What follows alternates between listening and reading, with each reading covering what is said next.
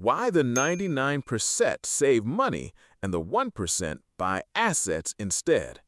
Right now, somewhere in the world, a person is celebrating. They just hit a milestone. $10,000 saved, maybe 20, maybe more. They did everything right. They cut the subscriptions. They skipped the vacations. They packed their lunch for 3 years straight. And their reward? A savings account quietly losing value while inflation eats it alive. They are being punished for doing exactly what they were told to do. Here is exactly how the framework works. The savings myth is the single most dangerous financial idea ever handed to the middle class. Not because saving is wrong. Saving is fine. The problem is what you are saving into. A savings account is not a wealth vehicle. It is a waiting room, and the longer you sit in it, the more the system charges you for the chair.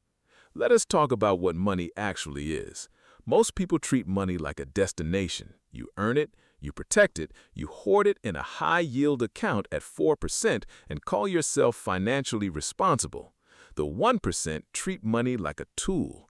A hammer does not sit in the drawer. It builds things, and what it builds is more hammers. This is not a motivational metaphor. This is behavioral economics. There's a documented psychological pattern called mental accounting, identified by Nobel laureate Richard Thaler. Your brain assigns money to invisible mental buckets: savings bucket, spending bucket, emergency bucket. The problem is that once money lands in the savings bucket, your brain labels it as safe, protected, done. But safe is not the same as growing, and in a world with real inflation, safe is actually shrinking. The 99% optimize for safety, the 1% optimize for velocity. Here's the difference. Velocity means your money is moving, it's working, it's sitting inside an asset that generates a return, a yield, an appreciation, a cash flow, or all four simultaneously. When you save a dollar, that dollar is static. When you deploy that dollar into an asset, that dollar becomes a worker. And unlike you, it does not need sleep, health insurance, or a motivational podcast. Now let's define an asset properly, because most people get this wrong too. An asset is not a car, it's not a watch, it's not your house unless your house is generating rental income. An asset is anything that puts money into your pocket while you are not actively working. Stocks, index funds, real estate that cash flows, a business that runs without you, intellectual property that earns royalties. These are assets. Everything else is an expense wearing a costume. The savings trap works because it feels virtuous.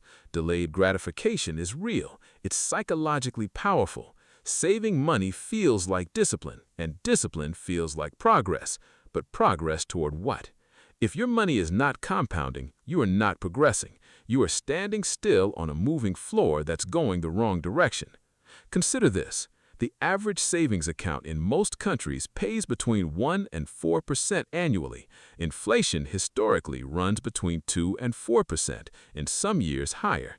That means your money is at best treading water. At worst, you are losing purchasing power every single month while your bank profits from the float. They take your deposits, lend them out at 8, 10, 15%, and hand you 2. You are the product. You just don't have the paperwork that says so.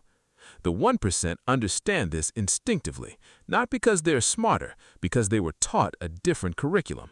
Old money families do not teach their children to save. They teach their children to allocate. The language is different. The outcome is different. They are not asking, how much did you save this month? They are asking, what does your money own? Let us talk about the compounding gap, because this is where the math gets brutal. Take two people. Both earn the same income. Person A saves $500 a month in a savings account at 3%. Person B invests $500 a month into a diversified index fund averaging 8% annually. After 30 years, Person A has around $240,000. Person B has around $740,000. Same income, same monthly amount, $500,000 difference. The gap is not income. The gap is behavior. And here's the part no one talks about. Person B did not work harder. They did not take on more risk than they could handle. They just stopped treating their money like something to be guarded and started treating it like something to be deployed. That's the entire mindset shift. Guard versus deploy. The psychological barrier is real, though. Investing feels risky because it's uncertain. Saving feels safe because the number doesn't go down. But certainty is an illusion when inflation is in the room. The number staying the same is not safety. It's slow erosion with better optics. This is why the 99% stay exactly where they are. Not because they're lazy, not because they lack discipline, because they were handed a framework built to keep them comfortable and static. Comfort is the enemy of capital accumulation. The moment your money feels safe is the moment it has stopped working. So what do you actually do? You reframe the question entirely. Stop asking, how much can I save this month? Start asking, what can I own this month? Even if the answer is a fractional share of an index fund, even if the answer is $10 in a REIT. The behavior of ownership is the behavior that compounds. The behavior of saving is the behavior that stagnates. The 1% are not waiting for the perfect moment.